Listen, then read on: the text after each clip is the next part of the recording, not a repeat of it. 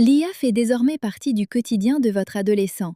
Il l'utilise pour ses devoirs, ses projets créatifs, la résolution de problèmes, voire ses conversations. Elle peut être puissante et utile, mais elle comporte également des risques réels en matière d'éthique, de confidentialité et de sécurité.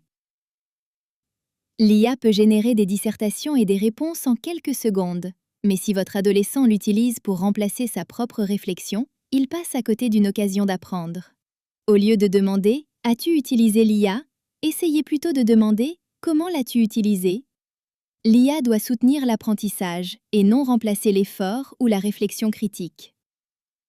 Les systèmes d'IA sont entraînés à partir de données créées par des humains. Or, les humains ont des préjugés. Cela signifie que l'IA peut parfois générer des informations trompeuses ou inexactes. Encouragez votre adolescent à se poser les questions suivantes. D'où cela vient-il? Est-ce fiable? Lorsque les adolescents saisissent des informations dans des outils d'IA, celles-ci peuvent être stockées ou traitées.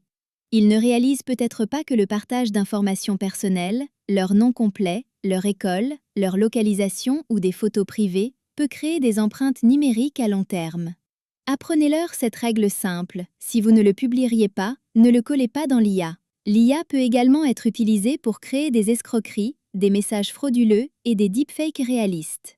Votre adolescent peut voir du contenu qui semble réel, mais qui ne l'est pas. Aidez-le à prendre l'habitude de faire une pause avant de partager, de cliquer ou de réagir.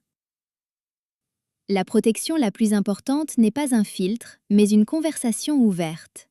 Guidez-le. Posez-lui des questions. Aidez-le à développer son esprit critique. C'est ainsi qu'il apprendra à utiliser l'IA de manière responsable.